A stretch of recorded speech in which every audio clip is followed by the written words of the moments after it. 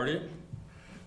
On the podium here with me, we have Chief of Detectives Brendan Denahan, who's going to give an investigative update on last night's three shootings that resulted in multiple victims, along with other members of the command staff and Lawndale Christian Church Pastor Wayne Coach Gordon and Harmony Community Church Pastor James Brooks and Jonathan Brooks, associated with Harmony Community Church.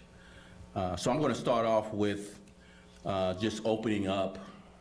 We are experiencing drive-by shootings, as we mentioned in our last press conference, much more than we've seen in the last several decades. In the 80s and 90s, we experienced a similar phenomenon of drive-by shootings. We're starting to see that phenomenon tragically reappear. And it seems that certain communities are seeing multiple shootings where we have multiple victims, much more than other communities throughout the city of Chicago. I think it's not an exaggeration to say we are in a battle for the heart and soul of some of these communities as it relates to violence. I'll come back at the end with more comments. I'm going to turn over right now to Chief of Detectives Brendan Denahan, who will update you on each of the three shootings we had overnight where we had multiple victims. Brendan. Okay, good morning. I'm going to give you guys just some basic information on these incidents. Detectives are, still out there from last night working around the clock on this. So the investigation is obviously ongoing and fluid, but I can give you some basic information. So the first incident happened at 3348 West Douglas. So obviously it was on the 21st of July, just after 6 p.m. For that incident, there are a total of 5 victims, and one of whom is fatal and deceased at this time, and that's a juvenile victim who is 15 years of age. The second victim is in extremely critical condition, also a juvenile, 16 years of age, and just extremely critical. We're obviously waiting for the doctor to make a determination on that individual. The third, fourth, and fifth victim are all in good condition, ages from 22, 23, and 24. And for that incident, there was a shot spotter alert followed by several calls of people shot at that location. One of the victims was fatally shot while standing in the alley right there at 3348 West Douglas. The other victims were shot while standing at approximately 1340 South Christiana.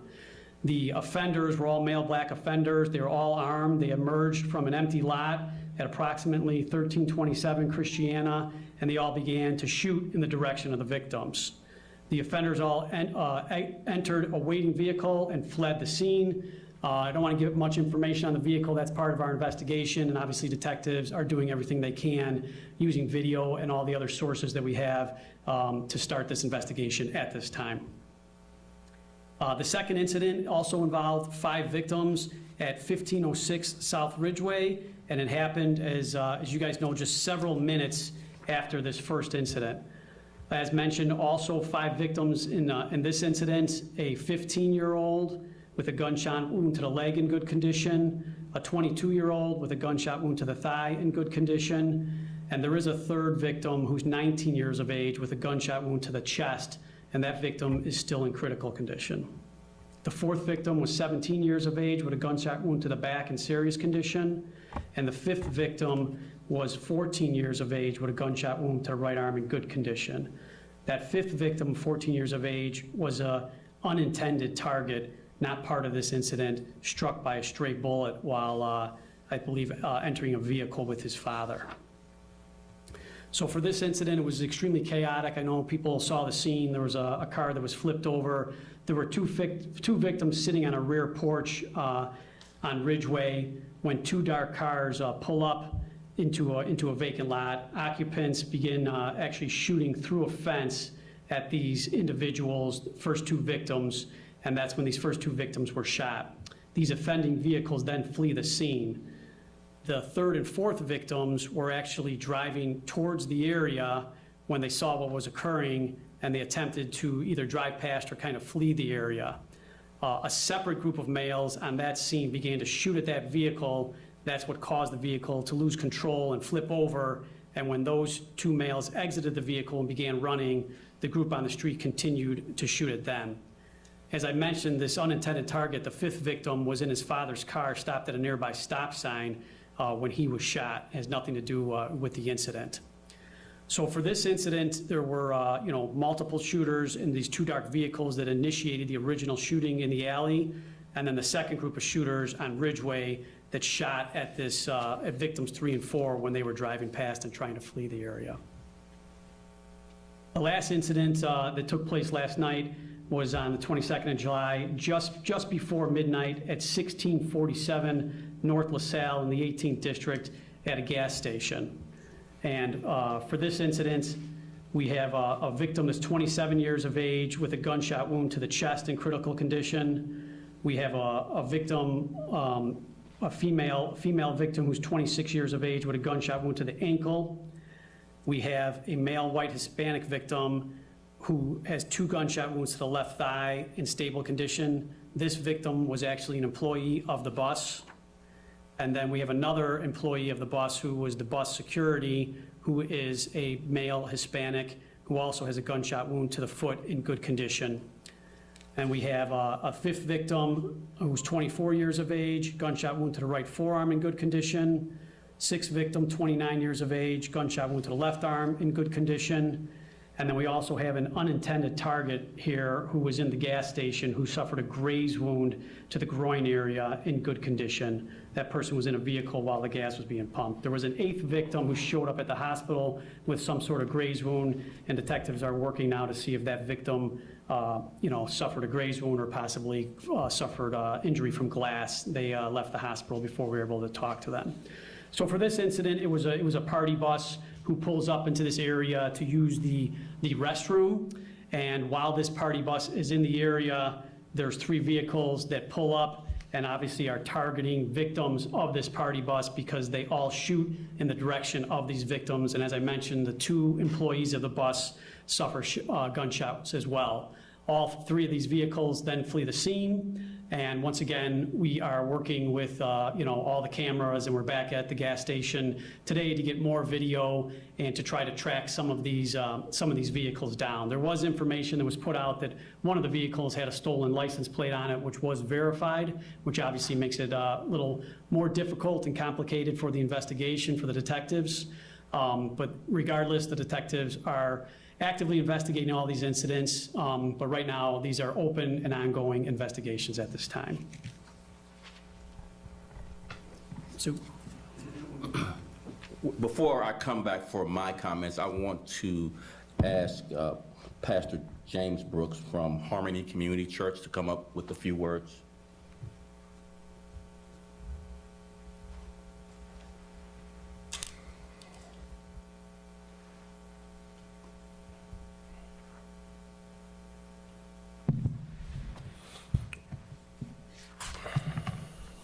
I'm Pastor James Brooks from Harmony Community Church and Lawndale Christian Health Center in North Lawndale. First, I'd like to just tell you about North Lawndale and how special it is. It's special to me, first of all, because my family moved to North Lawndale from the South in the 1950s, and we've been there ever since. I'm a resident of North Lawndale. I love the people of North Lawndale. And so, in response, my remarks, I just want to say 2 things. Number 1 is that we have some great people in North Lawndale doing some great things. I know that, you hear the bad stuff that happens, but really there are a lot of great things going on in North Lawndale. Grassroots organizations, such as Boxing Out Negativity and then the Lawndale Legal Center, just to name a couple. And there are numerous of peoples and organizations doing some wonderful things to make North Lawndale a wonderful place to live. That's why I'm there. But number 2, I just want to bring out, we need to come together in times like this. It's not a time to point fingers and point blame, but it's time to work together as a community, work together with our 10th District Police that are doing a phenomenal job, and Area 4, in trying to keep us safe. We need the community to help us. We need everybody. Yes, everybody. It's all of our responsibility to step out and say something. The objective is clear. We want to keep our babies safe. They deserve a right to live. We can't wait. You know, Dr. King lived in Lawndale in 1966, from January 66 to November 66. And one thing Dr. King said, he said, what affects one directly affects us all indirectly. So we all, Chicago, we all have a responsibility to speak out if we know something. Thank you for this time. Just a few comments before we open it up for questions. Number one, I just want to echo what Pastor Brooks said about we need the community to speak up. Many of the victims of each of the shootings that we did follow-up investigative information on are not cooperating. They're not forthcoming with information, which makes it much more difficult to solve these cases. And part two of that is when you are not forthcoming, the community is silent with what information they do know about these offenders, the offenders get more emboldened. They feel like they got away with something and they are encouraged to do it again. And we see this cycle of violence that starts and then retaliation and then you start the back and forth. I would just say this one thing about not only the 10th district officers, but many of the officers in our community safety team who all responded as these events unfolded to protect the people of Chicago that live in the Lawndale area, these officers risking everything to stand in between what would be further violence. Without regard for their own safety, our officers run toward danger, run toward bullets without any regard. Otherwise, we would see much more violence when we have these types of incidents. Even though this seems just extraordinarily tragic with the multiple victims, these offenders don't stop until officers are present because they fuel the street justice with retaliation after retaliation after retaliation. And our forward presence tonight, tomorrow night, the weekend is critical to continuing to pursue justice for the victims today and in other incidents that we as police officers have to stand guard in these communities when they have these types of incidents where it's targeted, people are not cooperating who are victims, which signals to us we want revenge and we don't want police solving this case because we want revenge. We want to retaliate. We don't want you taking them to jail. That signals to us when you don't cooperate, when you're silent, that you prefer street justice. And I would just say this, street justice is never ending. The appetite for revenge is never satisfied. It only harms. It only ruins your community. And we need the community to step forward. Now, we are in a battle for the heart and soul of some of our communities. And now is the time to speak up. And with that, I'll take questions. Yes. Superintendent, you've got the Attorney General of the United States coming this afternoon with his strike force, the promised strike force. How is that going to work with your department, and how is it different than the gun investigation forces you announced earlier? So I don't want to step on the announcements that's forthcoming from the Attorney General. We'll let that play out this afternoon. It's only a few more hours, so we can wait for the Attorney General to announce that structure. We did announce our team where we're going after gun traffickers. We believe there's a threefold obligation that we have. Obviously, we need to be present and patrol and deploy resources based on data to try and prevent whatever crime we can prevent with our presence. We also have an obligation to arrest offenders and bring them to justice. And we do that, and we advocate strongly for the victim. You've heard me repeatedly talk about offenders need to be held more accountable. But we also have this effort that we need strategy around gun trafficking, how the guns are getting, the flow of guns, how they're getting to Chicago for these offenders to use. And we need to use whatever legal statutes that we have in place, whether that's state and or federal, to pursue the highest consequence for the people trafficking guns to these violent offenders. And we've dedicated 50 officers, just as I announced a few days ago, to be involved on the front end of how guns get to Chicago in the hands of violent offenders so that we can hold them accountable and stem the tide of the flow of guns to these violent people. Yes. Lieutenant, two questions. You said that there's not much cooperation from the victims at this point. Is there any cooperation besides the people who are the innocent bystanders? No, No cooperation. no. And also, based on what you said about the street justice and retaliation after retaliation, I think people are going to ask, how is this whole city approach going to work with folks like this? We have to be relentless, and we can't. One thing, we're not going to ever quit on this community. We believe in the people of Chicago, and we don't want to paint everyone with a broad brush. There are people not associated with crime that live in these communities, that contribute to society in a positive way, that do things to help young people make better decisions. So let's not paint with a broad brush. I'm carving out this element of the community that wreaks havoc. They terrorize people. Many are not even from the neighborhood.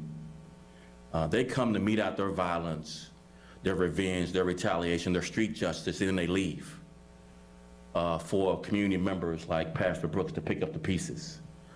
So again, let's not paint this with a broad brush to say these communities won't come. I think our role is to stand here, and I think your role as media is obviously to be adversarial toward us, but it's also to carry a message to these communities that the police officers need the community, that being silent perpetuates the violence that occurs because the retaliation is never ending. I think that message needs to be a top line in your articles and in your reporting at the top of the newscast, not at the bottom or lost on the editing room floor. We want these messages that we're using on our platform every time we have this type of thing to change the communication dynamic with the community. And many people from the community are listening to mainstream media, print media, TV media, on how you tell these stories. That's why it's important. Don't paint the whole community with a broad brush. It's important for you not to do that as media. And it's important for you to convey the message that we, police officers, need the community. We need the community to come forward. We're much more effective when the community speaks up and gives us information to be able to solve some of these violent crimes so we can hold these offenders accountable. Yes? Just a couple of questions, if you would. Just going back to the party bus, I want to make sure that was clear. You're not getting any cooperation from anybody who was in the party bus shooting as far as who might have targeted? I'll pass it on to Dean Henry to kind of go through the details because not all, some are employees of the party bus. So let me just have him just kind of talk through that for the party bus. Thanks. Sure. So obviously, as we mentioned too, that there's, it's still extremely active investigation. The detective who, originally went out on the scene of the incident with other detectives, he's still working right now. So the answer is many of the individuals who are targeted are not cooperating with the police at this time. With that said, detectives will, wait till hopefully cooler heads prevail. We will constantly re-interview people. As the superintendent mentioned, we have 2 employees of the bus, and that's, where we receive a lot of information. So the individuals are targeted are not very cooperative with the assigned detectives at this time, but that doesn't mean that, that they won't be in the future. But right now, they're not cooperating. Do you have any indication, any potential motive as to why they were targeted? No, so we don't have that yet, so I don't like to speculate on that. But we do know that based upon the information and based upon the, some of the video information we have, that the individuals, in the party bus who were exited, who were going to the bathroom, specifically, this party bus is targeted by those offenders. Sorry, I just wanted to be clear, but that's true for all three of these shootings, right? And many of the individuals who are targeted are not cooperating. Correct, and I think the soup went through that, and it's something that unfortunately with the gang-on-gang violence, the group-on-group violence, it's nothing new, and as the superintendent mentioned, it's an extremely small segment of these communities, right? So as the pastor mentioned, the larger segment are the people who get up and go to work every day and don't want this violence, but that is correct. So the individuals that were targeted and the individuals who were shot are not cooperating with the police at this time. We had a couple unintended, victims, and we spoke to them, and they're cooperating, but right now, we don't have cooperation from the people who are specifically targeted. If I could follow up just with that, last night, the briefing for reporters from the Department of Justice said that they are not infusing new resources or money. What they're trying to do is leverage existing resources in target jurisdictions to interdict the guns. This sounds like this is what should be happening already. I mean, is this going to make any difference if they're not bringing additional resources in? So I promised my comms director that I wouldn't become a White House press secretary today on this announcement. I would defer and allow the Attorney General and the local ATF special agent in charge to go further in their discussions with the media about the strike force, and then we'll be glad to come back and talk about how this will work and enhance our capabilities, which I believe it will. I presume you've been briefed, whether you want to talk about it or not. You know what the strike force is going to do to help, or... Yes. And if this is what they're briefing reporters on last night, it sounds like you're not really getting any resources. All they're doing is, it looks good, we're trying to coordinate to stop the guns coming in, which seems like what they should be doing already. It's more than that, but again, I'll defer to the Attorney General for further announcements on further details beyond what was released last night. Any other last questions? Really last question? Yes. Superintendent, if you could perhaps talk about how you foresee your department working with the new civilian oversight councils that were approved last night by the city council. Do you think that kind of thing can reset your relationship with the communities and perhaps get people to come forward in cases like this? I believe in reform. I've consistently said whatever the council and mayor agrees to as it relates to this negotiation, when I walked in the door, that we'll be cooperative and work with the group whichever way the final negotiations ended. And now we know how, and we are consistent with, we believe that reform is good for policing.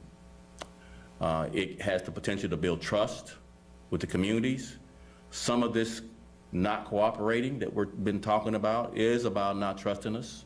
So anything that can help us build trust is a good thing in solving crime, as well as, relationships with those in the community that obviously want input on policies and other aspects of policing. We think if you're a police leader and you're not an advocate of reform, you're in the wrong business. One last question. Go ahead. Yeah, I was wondering, probably for you, if you could tell us more about the suspects. You mentioned several vehicles and... We don't have any further. It's all preliminary. We have to review video from both private and any of our city-wide video pods. We don't have license plates. We don't have descriptions yet, but it's still early. Our detectives worked throughout the night. They're still on scene, so we have more to discover in the future as it relates to video, but it will be helpful if people in the community came forward with additional information about who these offenders are. Thank you all very much.